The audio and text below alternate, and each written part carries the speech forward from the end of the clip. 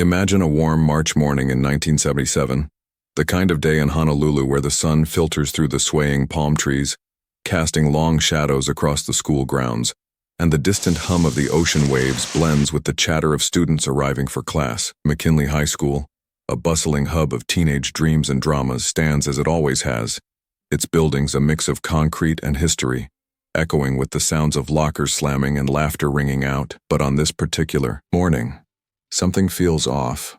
A subtle chill in the air that no one can quite place. A teacher, perhaps one who's been there for years, climbs the stairs to the second floor of Building W, his footsteps echoing in the empty hallway. He's there early, maybe to grade papers or set up for the day's lessons, his mind on the mundane tasks ahead. As he turns the corner, his eyes fall on a sight that will haunt him for the rest of his life. The lifeless body of 16-year-old Dawn Momohara, sprawled on the cold floor, her young frame partially clothed, an orange cloth knotted tightly around her neck like a cruel reminder of the violence that ended her life. Her face, once full of youthful vibrancy, now pale and still, her eyes closed as if in eternal sleep. The scene is one of utter horror, marks on her skin suggesting a desperate struggle, signs of sexual assault that speak to a predator's depravity. Who could have done this, and why here?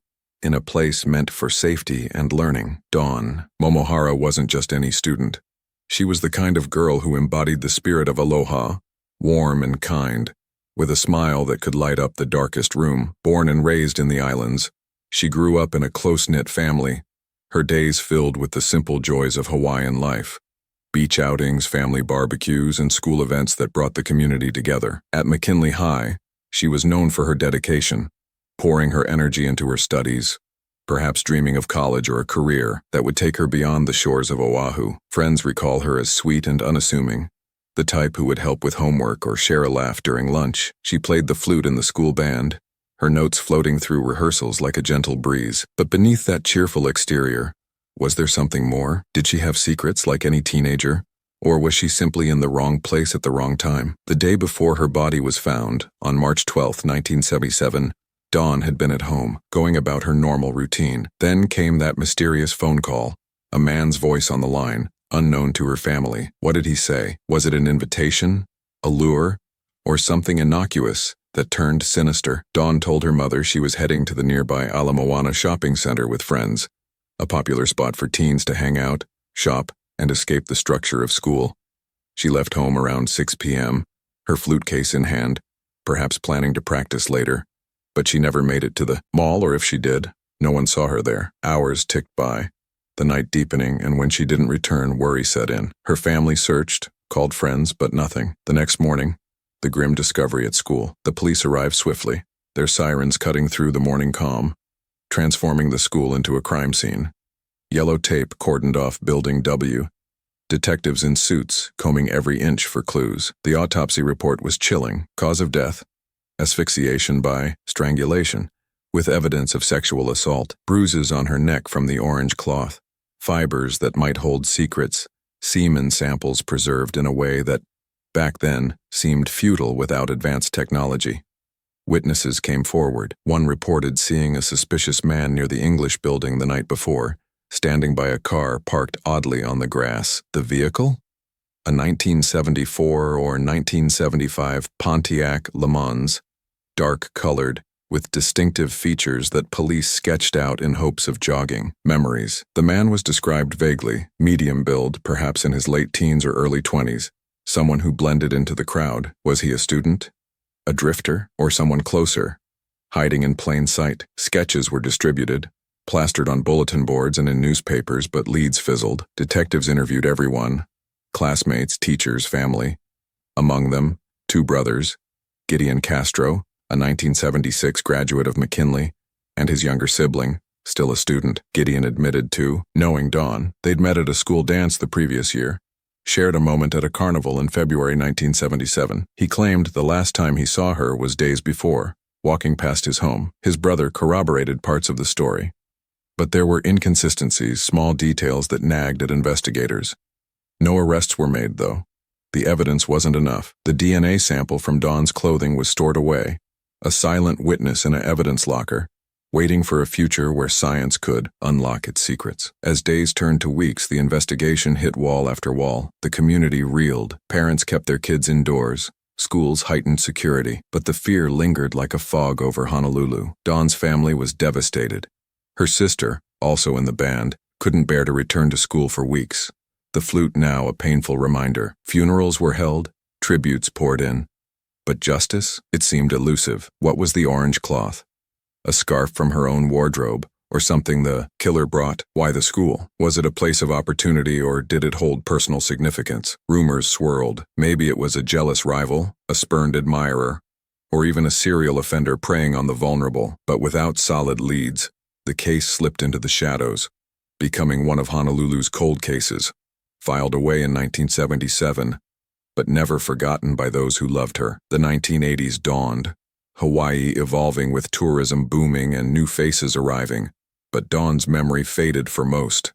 Not for her childhood friend Jan Kuehler, though. Jan, who had known Dawn since elementary school, thought of her often, wondering what life she might have led, a successful career, perhaps as a bank president, given her smarts. She was special, Jan would say years later, her voice cracking with emotion. The police revisited the case sporadically, new detectives taking fresh looks, but technology lagged. DNA profiling was emerging, but not yet refined for old samples. The 1990s brought O.J. Simpson's trial, highlighting DNA's power, yet Dawn's case remained stagnant. Into the 2000s, with shows like Cold Case captivating audiences, real-life investigators felt the pressure. Honolulu PD formed a cold case unit, but resources were thin. Still, hope flickered. What if that preserved sample held the key? In 2019, a breakthrough in forensic genealogy like the Golden State Killer case inspired action.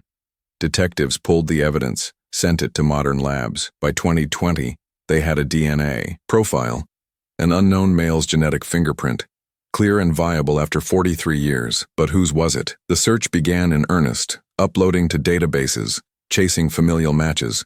Years of painstaking work followed. In 2023, a tip reignited focus, perhaps from a genealogy site or a whisper from the past. Detectives zeroed in on the Castro brothers. They flew to Chicago, where one brother lived, obtaining DNA from his adult child under the guise of routine inquiry. No match, but that left Gideon. Tracking his son, they got another sample. A familial hit. Then, directly from Gideon, now 66 and living in a nursing home in Mill Creek, Utah, the confirmation. A perfect match. The DNA screamed guilt, linking him irrefutably to the scene. How had he evaded detection for so long? Had he lived a normal life, raising a family while carrying this dark secret? The arrest in January 2025 was dramatic. Utah police, coordinating with Honolulu, entered the nursing home. Gideon frail in his wheelchair, perhaps battling illness, cuffed on a fugitive warrant for second-degree murder, he was taken into custody. News spread like wildfire.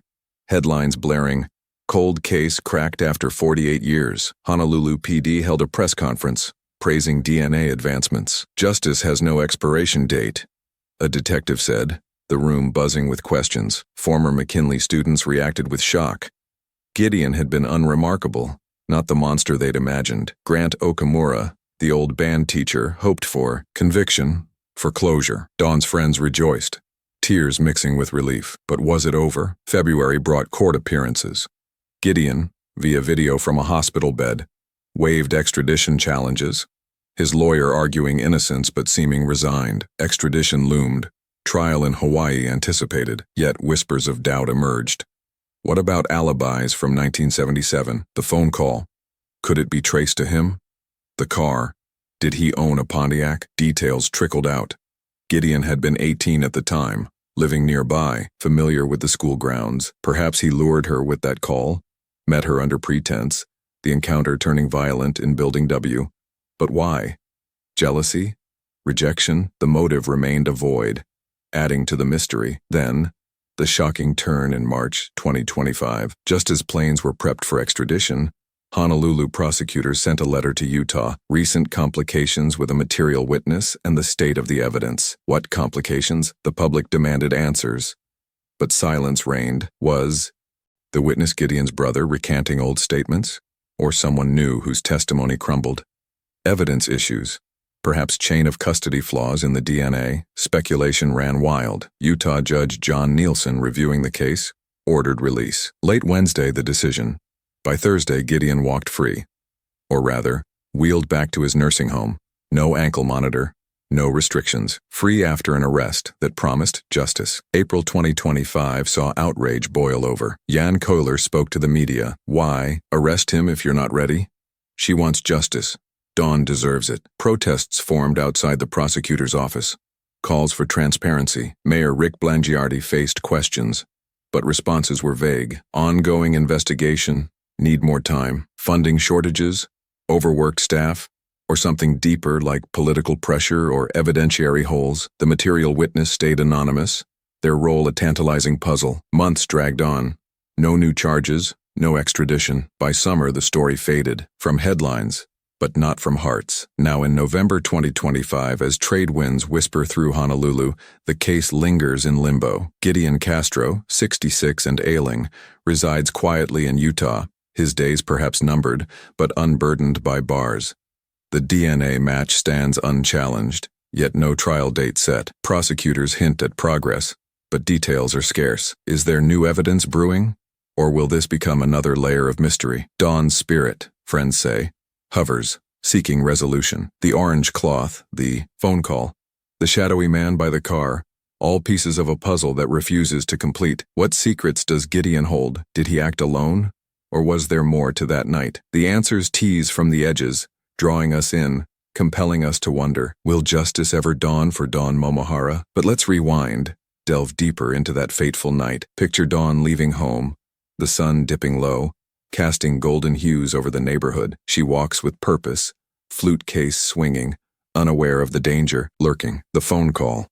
Who was on the line? A familiar voice or a stranger's charm? Perhaps it was Gideon using a payphone, his words sweet enough to draw her out. They meet where? The school. A neutral ground? Or did he intercept her en route? The struggle in Building W.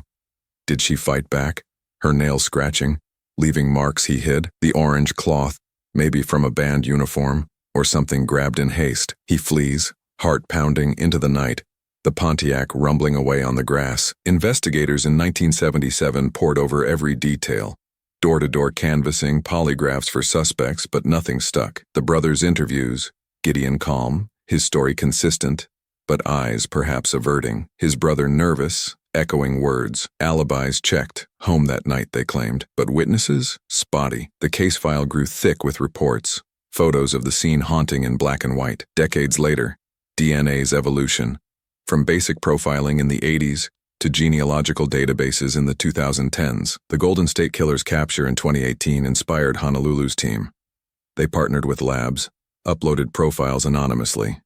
Hits came slowly, distant relatives, narrowing the tree. The Castro link emerged. A eureka moment in a sterile lab. The arrest day, January 22, 2025. Snow flurries in Utah, contrasting Hawaii's warmth. Gideon, in pajamas, confused as officers read rights. His family stunned. A quiet man, they said, not capable, but DNA doesn't lie. Court drama, February hearings. Judge, probing delays. Prosecutors confident. Then the March bombshell. The letter's wording, complications. What does it mean? A witness dying? Evidence contaminated? Or defense motions uncovering flaws? Friends campaign. Jan organizes vigils, social media blasts. Don't let her be forgotten, she pleads. McKinley alumni share stories. Dawn's laugh, her talent. Tributes in the school paper. Remembering Dawn, March 21st, 2025. As fall arrives, no movement. Gideon spotted in Utah, frail but free. Is he remorseful, confessing on deathbed, or defiant, claiming frame-up? The mystery endures, a web of what-ifs. Perhaps new tech, AI reconstructions, enhanced sketches, will crack it, or a tip from the past. Until then, Dawn's story grips, a tale of loss, perseverance, and the elusive pursuit of truth in the shadows of paradise. To truly grasp the suspense, consider the parallels. Like the Zodiac killer, taunting letters absent here, but the unknown motive echoes. Or John Benet Ramsey, child victim in a safe place. Dawn's case, though, hinges on that DNA.